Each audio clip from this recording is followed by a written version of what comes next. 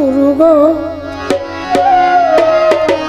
আমার অসাধনে দিন বইয়া যায়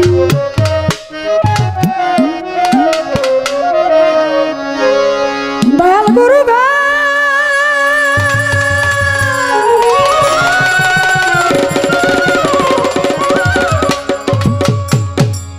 আমি শাস্ত্র বেদের কথা শুনি ভ্রমণ করা লক্ষ্য শুনি তারপরে মানব জনম পাই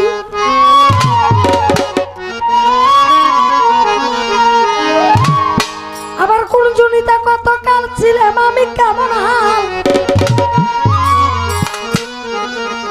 কোন জনিতা কত কাল ছিলাম আমি কেমন হাল বেশভূষণ কি ছিল জানতে চাই আমার গুরু গো অসাধনে দিন বইয়া যায় আমার যে এই মানব দেহটা নিয়ে আমি জন্মগ্রহণ করছি পৃথিবীতে 84 লক্ষ জনি ভ্রমণ করার পরে একবার মানব জন্মে আসতে পারছি আবার যদি এই জন্মে আমি একটা ভুল করি তাহলে আবার সেই 84 লক্ষ জনি ভ্রমণ কইরা ঘুরাইয়া আসতে হবে এভাবে যদি আমি ভুল করতে থাকি যতবার ভুল করতে ততবারই আমার 84 ফেরে করতে হবে আমার দয়াল আমি আগে বলছি মন চাইলে উত্তর দিবে আর না চাইলে দেওয়ার প্রয়োজন নাই আজব লীলা দেই খায়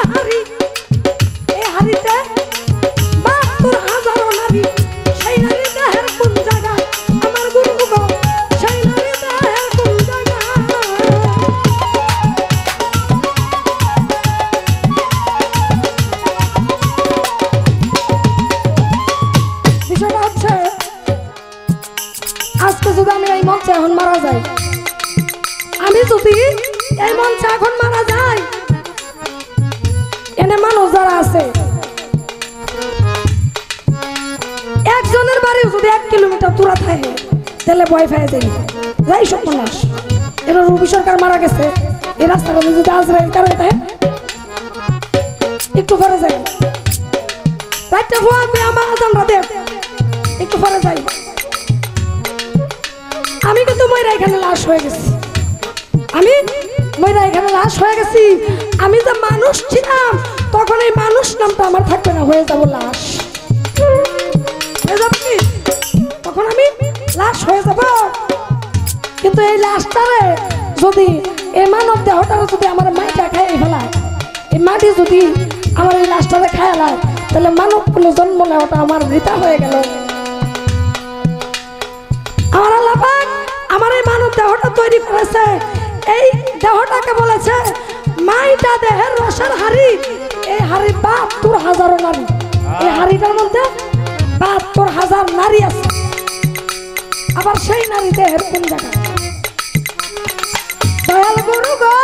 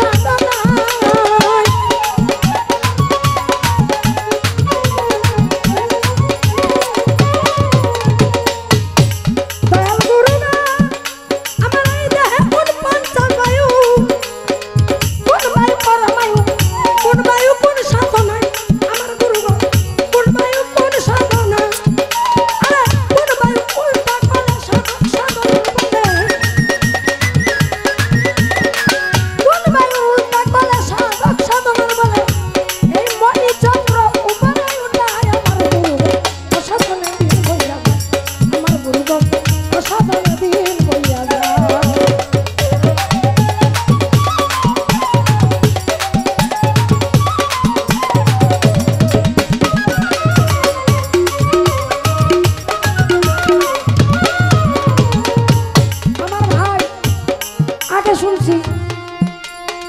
অনেক স্বামী স্ত্রী মিলামিশা নিয়া কোন সময় বীর্যপাত করলে ছেলে কালো হয়, কোন সময় বীর্যপাত করলে এই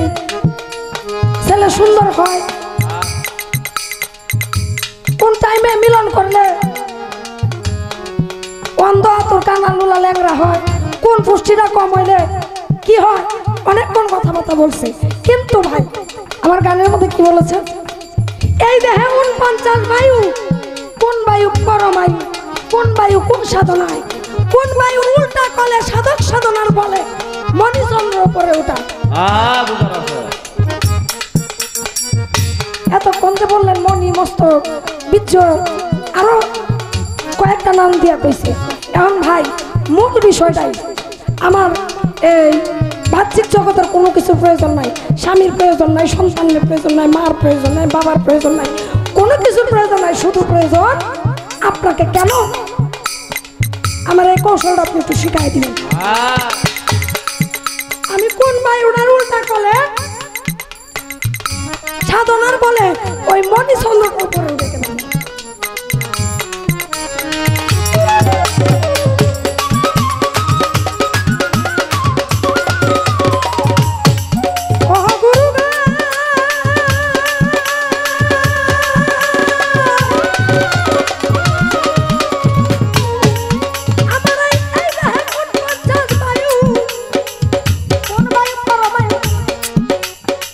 কোন বায়ু কোন সাধনায়,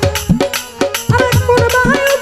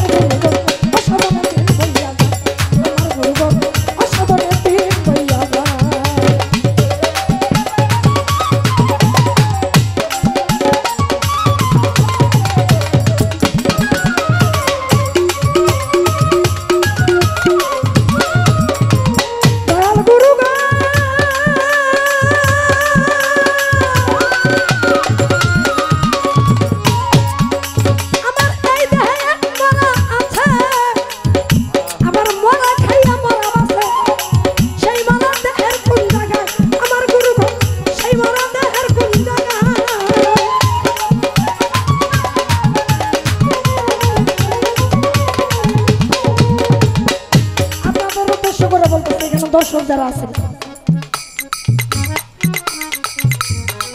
যদি জ্ঞানী ব্যক্তি একজন থেকে আমার এই কথাগুলো আপনি অলি দিবার কাছ থেকে শুনে যান, তাহলে আমি মনে করব আপনি প্রকৃত একজন জ্ঞানী মানুষ। আজ যদি আপনারা কথাগুলো না শুনতে চান, একটু দূরে চার দোকান আছে, যে সময় বিচ্ছেদ গান হইব এই সময় বিচ্ছেদ গান শুনুন, যে এর আগে একটু চা খাই যে আল্লাহর রাস্তে